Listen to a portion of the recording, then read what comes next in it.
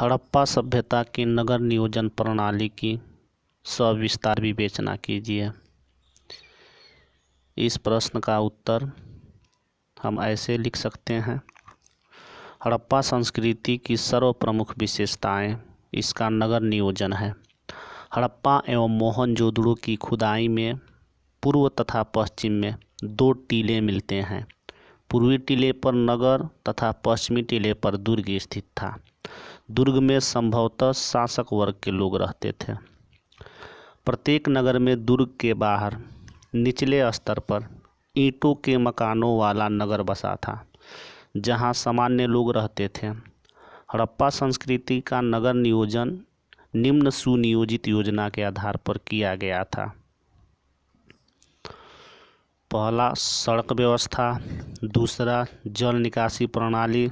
तीसरा, स्नानागार। चौथा, अन्नागार। अब हम लोग इन चारों का अध्ययन बारी बारी से करेंगे।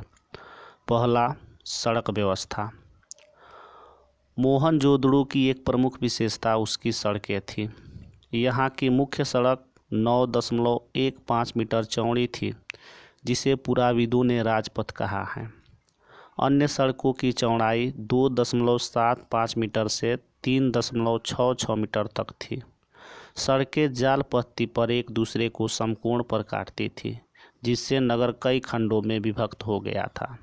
इस पत्ती को ऑक्सफोर्ड सर्कस नाम दिया गया है। सड़कें मिट्टी की बनी थी और इसकी सफाई की समुचित व्यवस्था थी।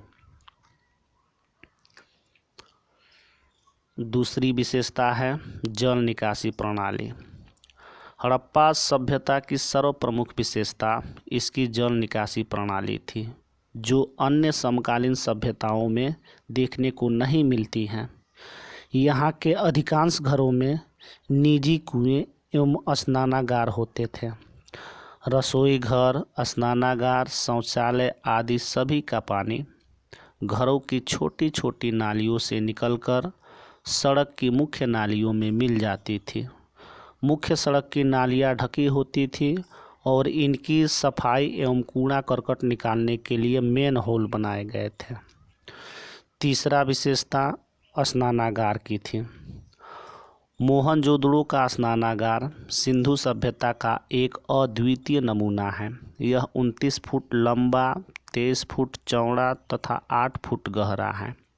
यह स्नानागार एक चबूतरा पर बना है, जिसमें नीचे उतरने के लिए सीढ़ियां हैं और बगल में कुआं है, ताकि स्नानागार में निरंतर पानी उपलब्ध रहे। स्नानागार के ऊपर एक कमरा बना है, जो संभवतः कपड़ा बदलने के लिए प्रयोग किया जाता था। इस स्नानागार का प्रयोग विशेष अवसरों पर सार्वजनिक स्नान के लिए किया जाता था। इतिहासकार जॉन मार्शल ने इसे तत्कालीन विश्व का सबसे आश्चर्यजनक निर्माण बताया है।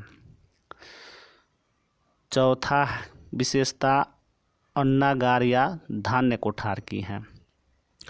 मोहनजोदड़ो का अन्नागार 45.72 मीटर लंबा और 22.86 मीटर चौड़ा था। संभवतः यह हड़प्पा सभ्यता की सबसे ऊंची इमारत था। हड़प्पा के दुर्ग में 12 धान्य कोठार मिले हैं, जो 2 कतारों में 6-6 की संख्या में है। यह धान्य कोठार ईंटों के चबूतरों पर बने हैं, जिसमें हवा जाने की व्यवस्था भी है। अन्नागार का आकार प्रकार, हवा जाने की व्यवस्था, अन्न भरने की व्यवस्था आदि उच्च कोटि की थी।